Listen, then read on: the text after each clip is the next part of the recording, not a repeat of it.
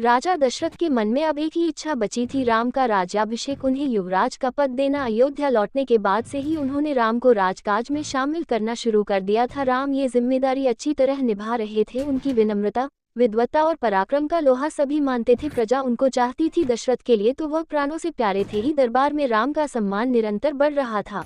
राजा दशरथ वृद्ध हो चले थे। मुनि वशिष्ठ से विचार विमर्श के बाद एक दिन उन्होंने दरबार में कहा, मैंने लंबे समय तक राजकाज चलाया, जैसा बन पड़ा अब मेरे अंग शिथिल हो गए हैं। मैं वृद्ध हो चला हूँ। मैं चाहता हूँ कि यह कार्यभार राम को सौंप दूं। अगर आप सब सहमत हो तो राम को युवराज का पद दे दिया जाए। अगर आपकी राय इससे भिन्न है तो मैं उस पर भी विचार करने को तैयार हूँ। सभा ने तुमुल ध्वनि से राजा दशरथ के प्रस्ताव का स्वागत किया। राम की जय जयकार होने लगी। दशरथ थोड़ी देर तक सुनते रहे। संतोष के साथ उन्होंने कहा, शुभ काम में देरी नहीं होनी चाहिए। मेरी इच्छा है कि राम का राज्याभिषेक कल सुबह कर दिया जाए। ये समाचार पलक झपकते पूरे नगर में फैल गया। हर जगह बस यही चर्चा थी। राज्याभिषेक की तैयारियां शुरू हो गईं।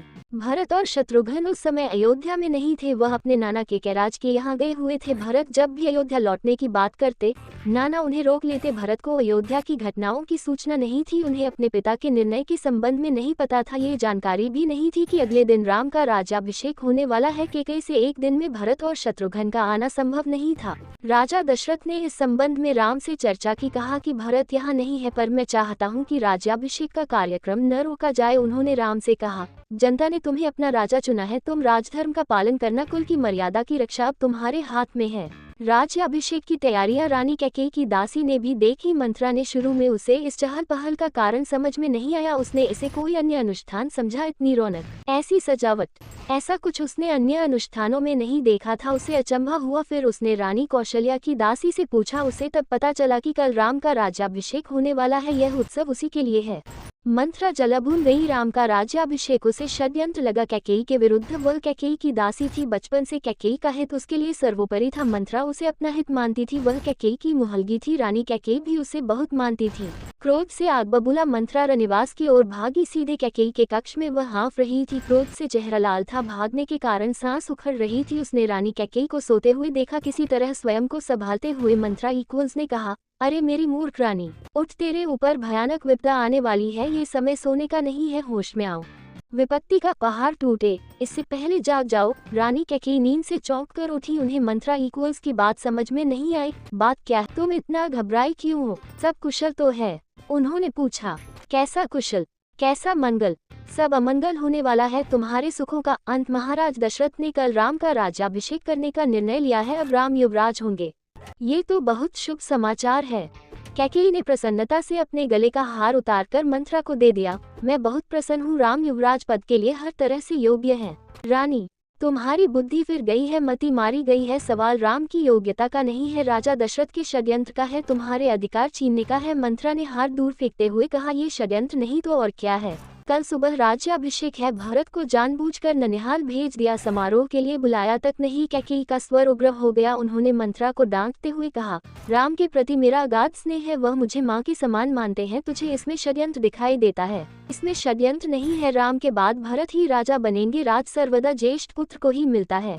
मंत्रा पर इस फटकार का कोई प्रभाव नहीं हुआ। उसके लिए ये दशरथ का षड्यंत्र था। वह रानी कैकेयी के पलंग पर बैठ गई। उनके बहुत निकट कैकेयी के चेहरे की ओर देखते हुए उसने कहा, तुम बहुत भोली हो, नादान हो। तुम्हें आसन संकट नहीं दिखता, दुख की जगह प्रसन्नता होती है। इस बुद्धि पर किसी को भी तरस आएगा। समझो रानी, राम राजा बने तो तुम कौशल्या की दासी बन जाओगी। भरत राम के दास हो जाएंगे। वह राजा नहीं बनेंगे। राम के बाद अगला राजा राम का पुत्र होगा।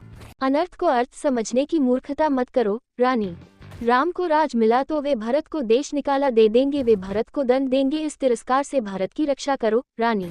कोई ऐसा उपाय करो कि राजगद्दी भरत को मिले और राम को जंगल भेज दिया जाए। कैकेयी पर मंत्रा की बातों का असर होने लगा। उनका सिर चकरा गया। वह पलंग से उठी तो पांव सीधे नहीं पड़े। आंखों में आंसू थे। मन भारी हो गया। प्रसन्नता की जगह अव्यक्त क्रोध ने ले ली। मंत्रा के तर्कों में उन्हें सच्चाई दिखने लगी। तुम ही बताओ, मैं क्या करूं? कैकेयी ने आंसू पोंछते हुए मंत्रा से कहा।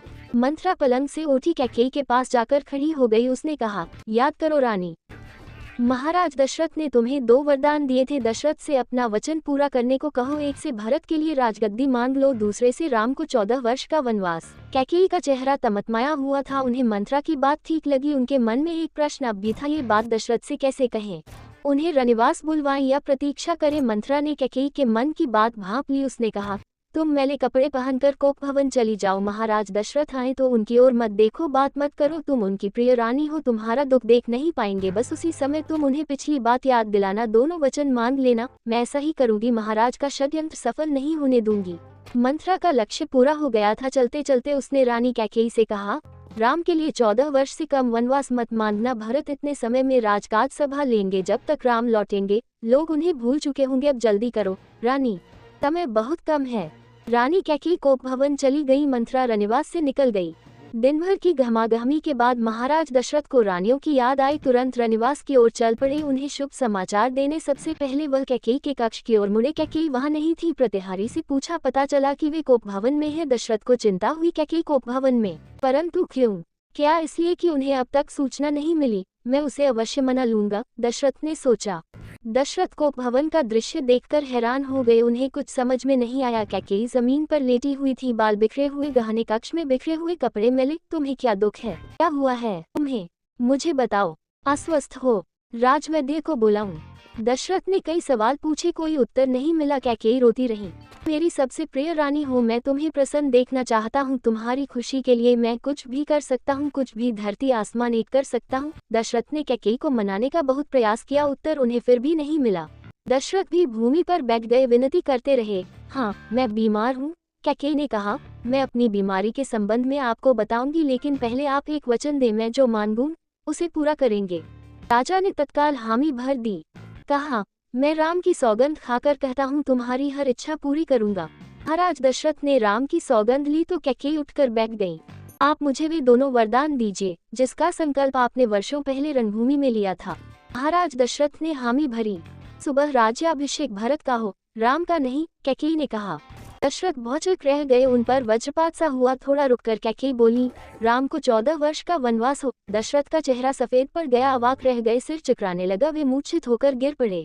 कुछ देर में राजा को होश आया, कैकेयी की ओर देखा, बड़े कातर भाव से बोले, ये तुम क्या कह रही हो? मुझे विश्वास नहीं होता कि मैंने सही सुना है। कैकेयी अड़ी रही। दशरथ कैकेयी की मान को अस्वीकार कर मुझे विश्वास नहीं होता कि मैंने सही सुना है। कैकेयी अड़ी रही। दशरथ कैकेयी की मान को अस्वीकार करते रहे, अनर्थ बताते रहे। तब कैकेयी ने अंतिम हथियार चलाया, अपने वचन से पीछे हटना रघुकुल का अनादर है। आप चाहे तो ऐसा कर सकते हैं, पर तब आप दुनिया को मुंह दिखाने योग्य नहीं रहेंगे। मेरी बात आप वरदान नहीं देंगे तो मैं विष पीकर आत्महत्या कर लूंगी, यह कलंक आपके माथे होगा। राजा दशरथ यह सुन नहीं सके, दोबारा बेहोश हो गए। रात भर बेसुध पड़े रहे। बीच बीच में होश आता वह कैकेयी को समझाते, गिड़गिड़ाते, धमकाते, डराते, पर कैकेयी टस से मस नहीं हुई। सारी रात इसी तरह बीत गई।